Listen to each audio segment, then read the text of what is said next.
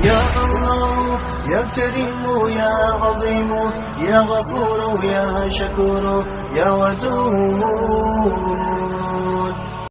سورہ مومنون آیت نمبر 3. اور کامیاب ہیں وہ لوگ جو لغو باتوں سے اجتناب کرنے والے ہیں. لغو ہر اس بات اور ہر اس کام کو کہتے ہیں جس کا دنیا اور آخرت میں کوئی فائدہ نہیں. مومن بندے نہ لغو بات کرتے ہیں نہ لغو کام کرتے ہیں، اور اگر کوئی شخص ان سے لغو بات کرنے لگے یا کچھ لوگ لغو کاموں میں لگے ہوں تو یہ حضرات اعراض کر کے کنارہ ہو کر گزر جاتے ہیں، جیسا کہ سورہ قصص میں فرمایا ہے. اور جب لغو بات سنتے ہیں تو اس سے کنارہ ہو جاتے ہیں. اس آیت میں ایسے لوگوں کے لیے دوہرے اجر کی بشارت دی گئی ہے. سورہ فرقان میں اللہ تعالیٰ نے اپنے خاص بندوں کی خوبیاں بیان کرتے ہوئے ایک خوبی یہ بھی ذکر فرمائی ہے کہ اللہ کے خاص بندے وہ ہیں جو جھوٹی گواہی نہیں دیتے، اور جب لغو بات پر گزرتے ہیں تو کریموں کے طریقے پر گزر جاتے ہیں. غور کر لیا جائے کہ جب لغو بات اور لغو کام جس میں نہ گناہ ہے نہ ثواب ہے سے بچنے کی اتنی اہمیت ہے تو گناہوں سے بچنے کی کتنی اہمیت ہوگی. لغو بات لغو کام میں اگرچہ گناہ نہ ہو لیکن اس سے دل کی نورانیت جاتی رہتی ہے، اعمال صالحہ کا ذوق نہیں رہتا.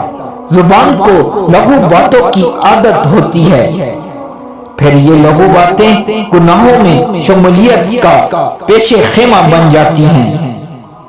اور لغو بات اور لغو کام کا کیا یہ نقصان کم ہے کہ جتنے وقت لغو بات یا کوئی لغو کام کیا اتنی دیر میں قرآن مجید کی تلاوت یا اللہ تعالیٰ کا ذکر کرتے تو بہت بڑی دولت سے مالا مال ہو جاتے. لغو باتوں نے بہت بڑی دولت کو گوا دیا. لغو بات جنت سے محرومی کا ذریعہ بن سکتی ہے. حضرت انس رضی اللہ تعالی عنہ سے روایت ہے کہ ایک صحابی کی وفات ہو گئی تو ایک شخص نے کہا کہ اس کے لیے جنت کی خوشخبری ہے. اس کی بات سن کر رسول کریم صلی اللہ علیہ وآلہ وسلم نے ارشاد فرمایا کہ تم اسے جنت کی خوشخبری دے رہے ہو سکتا ہے کہ اس نے کوئی لا یقینی بات کی ہو یا کسی ایسی چیز کے خرچ کرنے میں بخل کیا ہو. خرچ کرنے سے گھٹتی نہیں.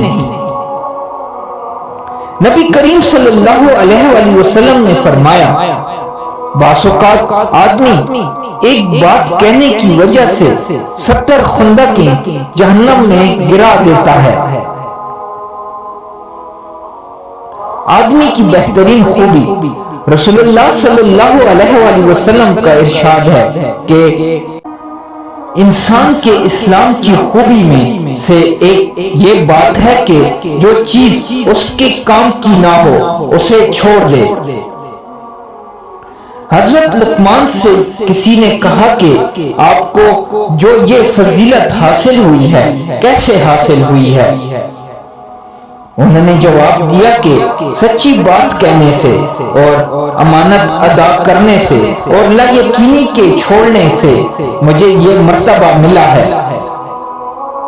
نبی اکرم صلی اللہ علیہ وآلہ وسلم نے فرمایا کہ سب سے زیادہ گناہ اس انسان کے ہوتے ہیں جو کثرت سے فضول کاموں میں مشغول رہے. موجودہ دور میں لغو کاموں کے ذرائع آج ہم اس قسم کے بے شمار کام کرتے ہیں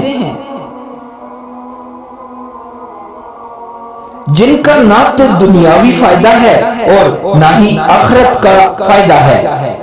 بس نفس کو بہلانے کی خاطر یا وقت پاس کرنے کے لیے ایسے کام کرتے ہیں. مثلاً کئی گھنٹے ٹی وی کے سامنے بیٹھ کر دنیا جہاں کی واقعات کو دیکھنا، جن سے دنیا اور آخرت دونوں جہانوں کا نقصان ہوتا ہے، اگر یہ وقت اس لغو اور بیہودہ کام میں خرچ کرنے کے بجائے ذکر تلاوت میں خرچ کیا جائے تو کتنا مفید ہوگا۔